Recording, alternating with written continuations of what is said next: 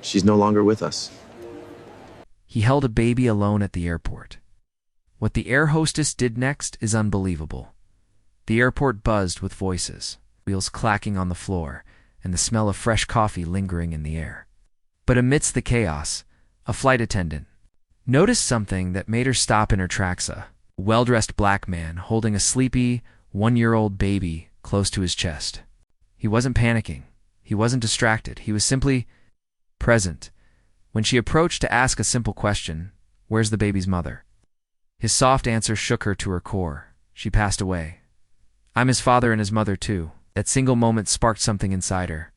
What started as a routine shift turned into the beginning of an extraordinary love story, a story of heartbreak, resilience, and unexpected romance in the unlikeliest of places.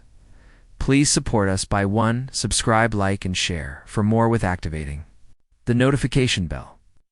Thank you, Daniel Turner, a 33-year-old software engineer, had once lived what many considered a dream life until tragedy struck. He was flying out of Charlotte, North Carolina, on what should have been a simple trip to visit his late wife's parents in Chicago. He wasn't alone. He had his 14-month-old son, Isaiah, nestled safely in a baby carrier. Daniel's eyes bore the exhaustion of many sleepless nights. But they also carried something deeper: grit, strength, a quiet dignity that didn't beg for attention but demanded respect. Since his wife Mia had died during childbirth complications, Daniel had vowed to raise Isaiah on his own. He turned down offers of help, ignored people who told him to remarry soon for the child's sake, and handled every feeding, every diaper, every doctor's appointment alone.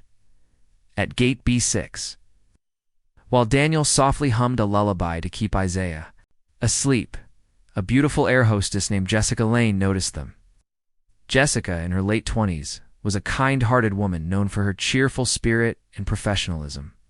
But something about Daniel pulled her in a calmness that didn't quite fit in the busy airport background. Curious, and maybe even slightly concerned, she approached. "Hey there," she smiled gently. "Beautiful baby. Is his mother boarding?" Later, Daniel glanced up. His reply came slowly. "She's not coming. She passed away last year. It's just me and him now." Jessica's face shifted instantly, not from pity, but from awe. A young man, alone, not drowning in sorrow, but carrying it like a quiet shield. Her heart softened. Jessica didn't mean to linger, but she did. She chatted with Daniel, asking about Isaiah, learning little things like how Isaiah loved apple puree and only fell asleep to old Motown tracks. Daniel talked, but never overshared. He was warm, but guarded. Their flight to Chicago had no delays. And as Daniel boarded with Isaiah strapped to his chest, Jessica made sure they were seated comfortably. She even sneaked them an extra blanket and offered to warm up a bottle if needed. Mid-flight, while the plane hummed over the clouds, Jessica found herself watching Daniel again. He wasn't watching movies or browsing his phone, just stared at his son with a softness that most people rarely showed in public. Later, while clearing trays, Jessica leaned down and whispered, "You're doing great, you know." Daniel looked surprised. No one said that to him, not since Mia died. "Thanks.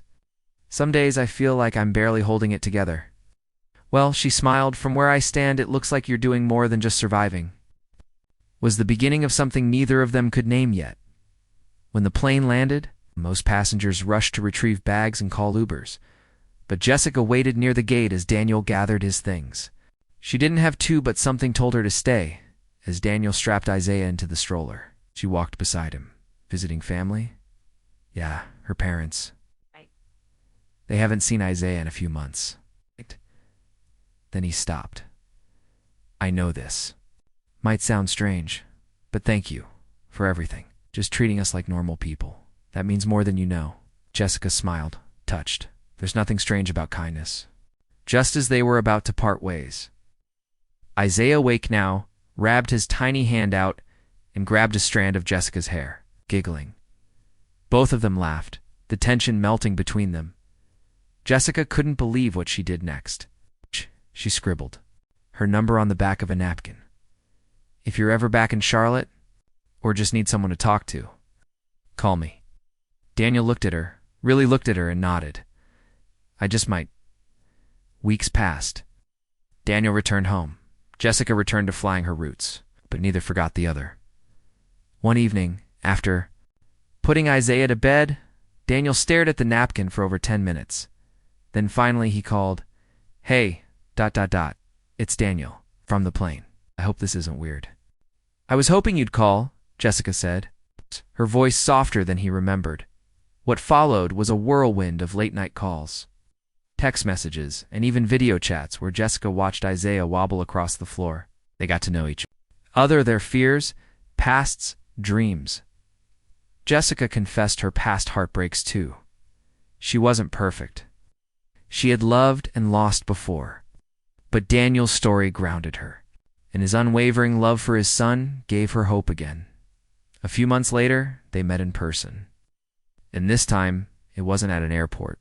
It was a quiet park, under a fading sunset, where Daniel finally said what had been on his heart. "You showed up at a time I didn't even know I needed someone. I don't want to do this alone anymore. Not because I can't, but because I don't want to." Jessica, with tears in her eyes, replied, "Then let's do this together." 1 year later, in that same airport where they met, Daniel had a surprise.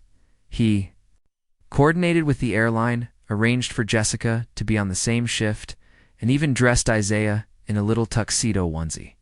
With a single rose in hand, he walked up to her while she was preparing to board passengers. "Excuse me, miss. Where's the mother of this child?" Jessica turned around, laughing, remembering their very first conversation.